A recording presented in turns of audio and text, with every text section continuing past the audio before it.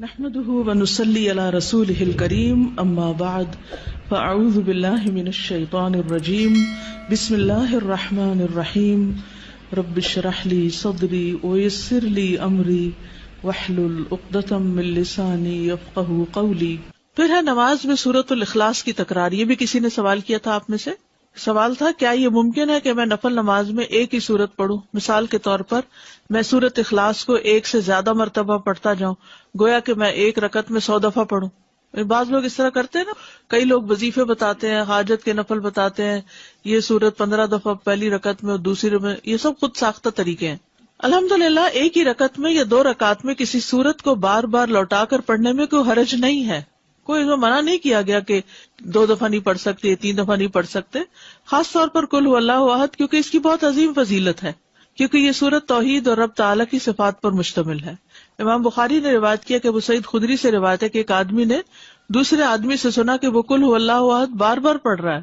جب صبح ہوئی تو اس نے رسول اللہ صلی اللہ علیہ وسلم کی خدمت میں حاضر ہو کر اس واقعے کا ذکر کیا، گویا وہ اس عمل میں کوئی بڑا ثواب خیال نہ کرتا تھا۔ تو رسول اللہ صلی اللہ علیہ وسلم نے فرمایا، مجھے اس ذات کی قسم جس کے ہاتھ میں میری جان ہے، یہ سورت قرآن کے 1/3 کے برابر ہے۔ لیکن 2 کاموں سے بچنا ضروری ہے تکرار میں۔ نمبر 1، گنتی معین نہ کرے کہ 10 دفعہ ہی پڑھنی ضروری ہے۔ ان میں سے ایک یہ ہے کہ تکرار معین گنتی کے ساتھ نہ ہو۔ اگر وہ معین کر لے گا، یعنی فکس کر لے گا، وہ نہ اس سے زیادہ پڑھے گا نہ کم، تو یہ بدعت ہوگی، کیونکہ یہ خود ساختہ طریقہ ہے، خود ایجاد کیا، لوگوں کو پابند کیا۔ یعنی کچھ لوگ اس طرح کی چیزیں لکھ کر عام کر دیتے ہیں یا دوسروں کو کہتے ہیں 3 دفعہ لازمی پڑھنا ہے۔ مذکورہ حدیث میں گنتی کی تعین نہیں، نہ ہی یہ سلف سے معروف ہے، اور جو چیز شریعت میں متعین نہیں اس کی تعین جائز نہیں، اس کا بغیر کسی تعین کے مطلق ہونا جائز ہوگا۔ جیسے لوگ کہتے ہیں نا کتنی دفعہ آیت کریمہ پڑھیں، وہ کہیں نہیں بتایا گیا کتنی دفعہ، جتنا سہولت سے پڑھ سکتے ہو۔ حضرت یونس علیہ السلام کے بارے میں کچھ نہیں ملتا کہ انہوں نے 100 دفعہ پڑھا یا 1000 دفعہ پڑھا۔ اصل بات یہ کہ پڑھنے کی کوالٹی کیا ہے، یہ زیادہ امپورٹنٹ ہے۔ نمبر 2، اسے عادت نہ بنایا جائے کہ مثلا ہر روز فجر کی نماز میں آپ پہلی رکعت میں 20 دفعہ، دوسری میں 15 دفعہ قل هو اللہ ہی پڑھ رہے ہیں، یہ نہیں ہونا چاہیے۔ انسان جب بھی رات کو قیام کرے تو ایک سورت کے بار بار پڑھنے کو عادت نہ بنا لے کہ آپ دیکھیں کہ کوئی شخص ہر رات ایک ہی سورت پڑھتا ہے اور اسے تبدیل نہیں کرتا، یہ بھی مشروع نہیں، نہ سلف صالحین کے عمل میں سے ہے۔ بس جب وہ اس کام کو کرنا چاہے تو کبھی کبھار ہی کرے، اس پر دوام نہ کرے۔ اس کو چاہیے کہ سنت کے عمل کو اور اس کام کو عادت بنائے جس پر پہلے لوگ عمل کیا کرتے تھے۔ وہ ہر رکعت میں سورۃ الفاتحہ کے ساتھ کوئی ایک سورت پڑھے یا کسی سورت کا کچھ حصہ پڑھے، اور تکرار کرنا جو ہے وہ کچھ افضل نہیں ہے، اگرچہ پڑھنے میں کوئی حرج نہیں، لیکن اس میں کوئی ایسا نہیں کہ یہ زیادہ ثواب کا کام ہے۔ اوکے، کیونکہ آپ نے اسی کی فضیلت بتائی نا کہ وہ تو 1/3 قرآن کے برابر ہے، تو سورت کو معمولی کیوں سمجھتے ہو؟ اور تکرار سے منع نہیں کیا تھا، لیکن تکرار فکس کرنا جو ہے اپنے پاس سے وہ ٹھیک نہیں۔ سورہ ملک ہم عشاء کے آخری 2 رکعت میں پڑھ سکتے ہیں؟ جی پڑھ سکتے ہیں، چاہے فرضوں میں پڑھیں چاہے نفلوں میں پڑھیں، تو وہ اس کی تلاوت کا وہ حق ادا ہو جائے گا انشاءاللہ۔ لیکن اس کو لازم اس وقت پابند نہ کر لیں اپنے آپ کو، کبھی اس میں پڑھیں کبھی نہ بھی پڑھیں۔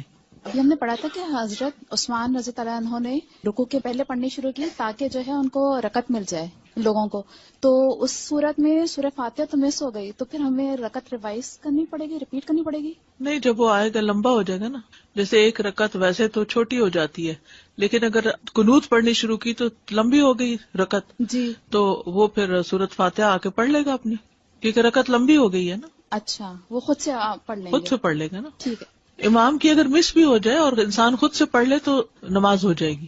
ساتھ میرا یہ سوال کہ جیسے 30ویں سپارے کی جب صورتیں بڑی یاد کرنے لگتے ہیں تو پھر اسپیشلی جیسے سورہ اخلاص جیسی صورت ہے تو وہ ہم لوگ کم پڑھنے کی وہ کرتے ہیں، تو میرا یہ تھا کہ جب میں نے بخاری کے اندر اس کی فضیلت پڑھی سورہ اخلاص کی، تو اس کے بعد میں نے اپنی ہر نماز کے اندر اس کو شامل کر لیا، کسی بھی ایک رکعت میں میں پڑھتی تھی یا پھر آخری رکعت میں اس کو رکھ لیا، تو یہ صحیح ہے ایسا کرنا یا نہیں؟ جی دیکھیے، مسنون ہے، فجر کی 2 سنتوں کی دوسری رکعت میں اس کا پڑھنا مسنون ہے، مغرب کی 2 سنتوں میں دوسری رکعت میں پڑھنا مسنون ہے، اسی طرح ظہر کی سنتوں میں بھی آپ 2 سنتوں کے آخری رکعت میں اس کو پڑھ لیں۔ سنت کی دوسری رکعت میں اس کو پڑھنا جو ہے وہ تو سنت سے بھی ثابت ہے، حتیٰ کہ وتر کے بھی آخری رکعت میں۔ دیکھتے ہیں کہ قبولیت دعا کے اسباب کیا ہیں۔ فصل پنجم، بعض لوگوں کی دعا بسا اوقات بہت جلد قبول ہو جاتی کیونکہ وہ سخت ضرورت مند ہوتے ہیں، ضرورت ان کے اندر اضطرابی کیفیت پیدا کر دیتی ہے، ہلچل مچا دیتی۔ اگر آپ کے اندر ہلچل ہے تو آپ دوسروں کے اندر بھی مچا دیں گے۔ جو وہ دعا مانگنے والا تھا نا، اس کے اندر ہلچل تھی اور اس نے اتنی شدت سے دعا مانگی کہ آسمانوں میں کھلبلی مچ گئی اور وہاں سے فرشتہ آ گیا. اور کامل اضطراب کے ساتھ وہ اللہ تعالیٰ کی جناب میں متوجہ ہو جاتے ہیں. یا یہ کہ دعا کرنے سے پیشتر دعا کرنے والے سے کوئی بڑی نیکی وجود میں آ چکی ہوتی ہے. یہ جو پہلی بات ہے نا اضطراب کی، تو اس کے بارے میں قرآن پاک میں بھی آتا ہے نا، امن یجیب المضطر اذا دعاہ ویکشف السوء. تو جو مضطر ہوتا ہے نا، بے قرار ہوتا ہے، بے چین ہوتا ہے، اور اس بے قراری میں اپنے رب کو پکارتا ہے، لوگوں کو نہیں، اپنے رب کو پکارتا ہے، اور تڑپ تڑپ کے پکارتا ہے، رو رو کے پکارتا ہے، تو رب سنتا ہے.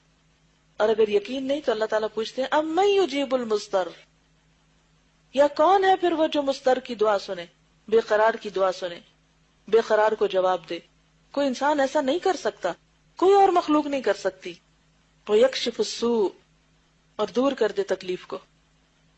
تو یہاں پر نمبر 1 لکھ کے نا اضطراب لکھ لیں، تاکہ آپ کو یاد رہے کہ دعا کی قبولیت کے لیے مجھے اپنے اندر اضطراب پیدا کرنا ہے. علامہ اقبال نے بھی اس کی دعا مانگی تھی نا آپ کے لیے. کیا؟ خدا تجھے کسی طوفان سے آشنا کر دے کہ تیرے بحر کی موجوں میں اضطراب نہیں. اب اتنے سکون میں ٹھنڈے ہیں. میں سوچ رہی تھی جن دنوں میں آئی تھی، تو میں سوچ رہی تھی ان دن کو حالات بڑے پریشان کن تھے، سب کے چہروں پہ پریشانیاں نظر آتی تھی، اور ہر کوئی اس بات کی تلاش میں تھا کہ کوئی چیز ہو کہ ہم کریں، کچھ پڑھیں کہ ہماری پریشانی دور ہو. اور پھر مجھے لگتا ہے کہ لوگوں نے بڑے دل سے دعائیں کی، تو اللہ تعالیٰ نے رحمت کی، اور آج کل ذرا سکون ہے. تو میں سوچ رہی تھی آج صبح ہی کہ اللہ تعالیٰ عافیت میں رکھے، امن اور سکون میں ہی سب کو رکھے، لیکن یہ عافیت ہم کو اللہ سے دور نہ کر دے کہ ہم اپنی پرانی روٹین میں اس طرح آ جائیں کہ بس پھر اسی ڈگر پہ چل پڑے، اور جو چند باتوں کی اصلاح کی ہے وہ پھر غارت کر دے، مٹی میں ملا دے. ایسا نہیں کرنا. تو جب کبھی بھی کوئی اضطراب آتا ہے نا، کوئی ہلچل ہوتی ہے، تو اس کو اپنے لیے برا نہ سمجھا کرے. مانگے مت کہ اللہ کو مصیبت ڈال، ایسا نہیں کہہ سکتے، اور نہ کبھی کہنا چاہیے. اللہ تعالیٰ کو عافیت کی دعا بہت پسند ہے، لیکن کسی بھی چیز پر دل پریشان ہو، بے قراری ہو، تو فوراً اللہ کی طرف رجوع کرے. آپ پازیٹو سوچیں، آپ سوچیں بس وقت آ گیا کہ میں اللہ کی طرف اور شدت سے رجوع کروں، جو میں نے عام دنوں میں کوئی نہیں کرنا تھا. اور عام دنوں میں جب ہم نہیں کرتے تو پھر آخرت میں وہ جو اجر جمع ہو رہا ہے وہ کیسے جمع ہوگا؟ تو یہ بھی اللہ تعالیٰ کی رحمت کا ایک طریقہ ہوتا ہے. اسی لیے بعض لوگ تکلیف کے آنے پر بھی الحمدللہ کہتے ہیں، اور نبی صلی اللہ علیہ وسلم تو الحمدللہ علی کل حال، کہ اللہ تو نے اپنے قریب ہونے کا ایک موقع دے دیا. اس پر بھی تیرا شکر ہے. وہ شکایتی نہیں ہوتے، وہ کمپلینٹس نہیں کرتے، وہ ناراض نہیں ہوتے اللہ سے. حدیث میں آتا ہے کہ جب اللہ کسی قوم سے محبت کرتا ہے تو ان کو آزمائش میں ڈال دیتا ہے، پھر وہ آزمائش اس بندے کو مضطرب رکھتی ہے، اور پھر اس اضطراب میں بندہ تڑپ تڑپ کے پکارتا ہے اللہ کو. اور شیطان کیا کہتا ہے؟ اللہ تو تم سے ناراض ہے، تمہاری تو یہ دعا بھی نہیں سنی جائے گی. اور بعض اوقات ہم کس طرح شیطان کی سن بھی لیتے ہیں. ہاں واقعی اتنی دفعہ تو مانگ چکی ہوں، کہاں سنی جائے گی. تو ایک وجہ تو یہ ہوتی ہے دعا کی قبولیت کی کہ مانگنے والے کے اندر، کیونکہ پیچھے ہم نے پڑھا تھا نا رکاوٹ کہاں سے آتی ہے، یا مانگنے والے کی طرف سے یا جس کے لیے مانگی جا رہی. تو پہلی چیز ہوتی ہے قبولیت کی وجہ میں سے اضطراب، یا یہ کہ دعا کرنے سے پیشتر دعا کرنے والے سے کوئی بڑی نیکی وجود میں آ چکی ہوتی. بعض اوقات انسان کوئی نیکی کرتا اور اس کو خیال بھی نہیں ہوتا کہ اس نے نیکی کی. مثلا کوئی شخص انتہائی غمگین تھا، دکھی تھا، آپ اس کو دیکھ کے اسمائل کیے، اس شخص کا غم تھوڑی دیر بھول گیا، آپ نے سلام کیا، جا کے حال پوچھا. اب دیکھنے میں تو کیا ہے یہ، آپ نے تو بس ایسے ہی ایک روایتی سا کام کر لیا اور کیا اللہ کے لیے. حقیقت میں کیا تھا؟